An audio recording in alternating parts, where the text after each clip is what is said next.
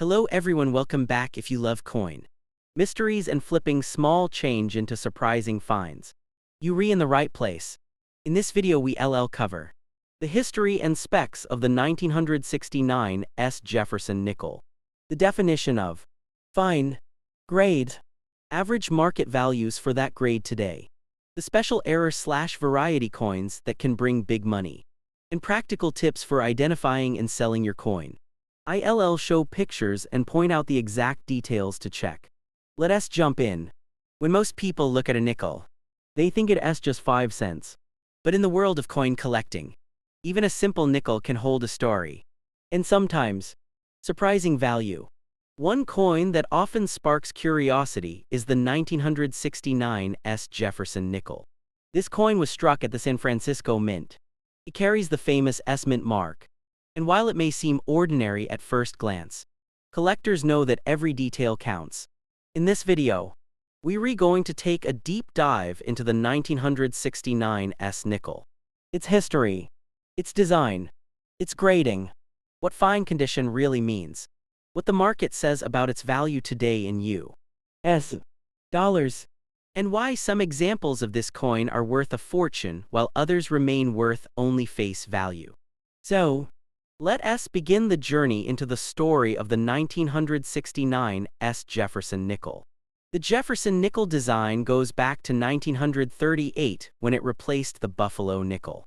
The front of the coin, or obverse, features the profile of President Thomas Jefferson, designed by Felix Schlag. The back, or reverse, shows Monticello, Jefferson's Virginia home. This design has been a familiar sight in American pockets for decades.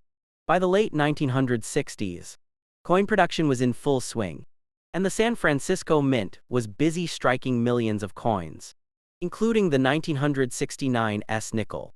In fact, more than 123 million business strike nickels with the S Mint mark were made that year. On top of that, proof coins were also struck in San Francisco, specially made for collectors with a mirror-like finish.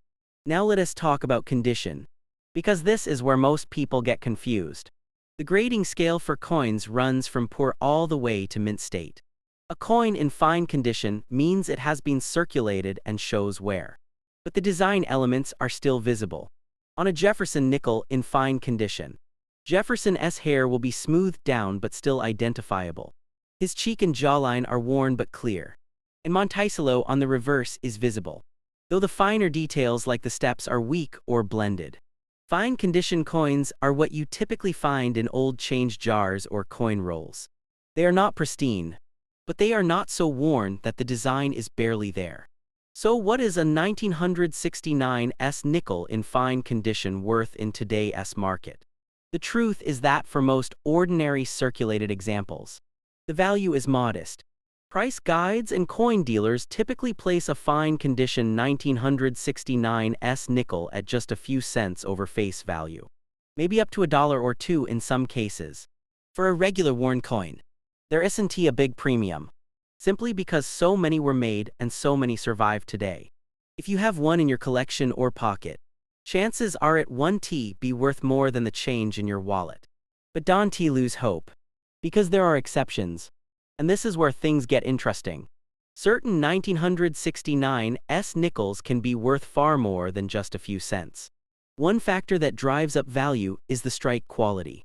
Collectors of Jefferson nickels pay close attention to the Monticello building on the reverse, especially the steps.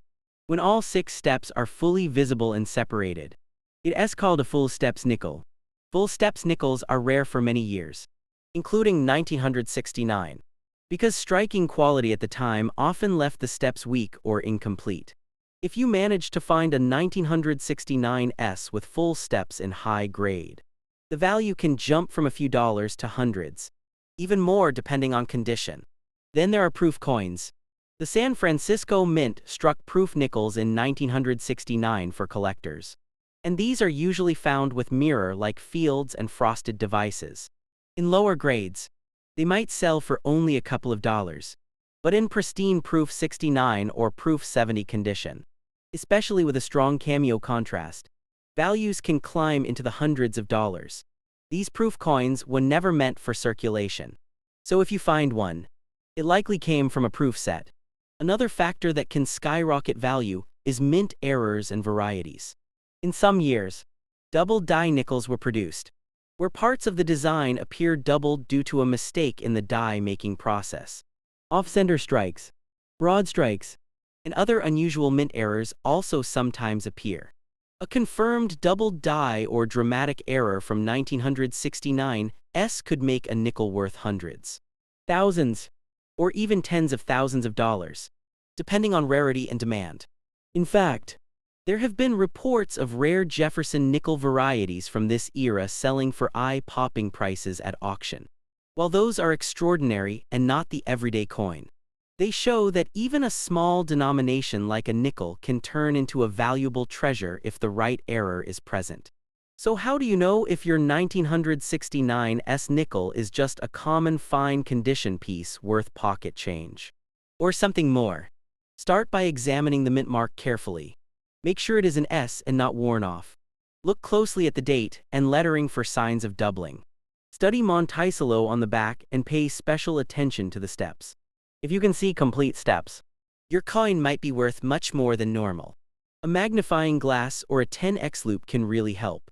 Also, look for unusual shapes, off-center designs, or misaligned elements that could point to a mint error. If you think you have something unusual, don't clean the coin. Cleaning reduces its value significantly. Instead, take clear photographs and compare them with images of known varieties online. If you are still unsure, consider submitting your coin to a professional grading service like PCGS or NGC. These services can authenticate and grade your coin, giving you a certified value that collectors trust. Coins in slabs with official grades almost always sell for higher prices because buyers know exactly what they are getting. When it comes to selling, regular fine condition 1969 nickels might fetch only a few cents to a couple of dollars, depending on where you sell them. Coin shops may offer less since they need to resell, while online platforms like eBay may allow you to get closer to full collector value.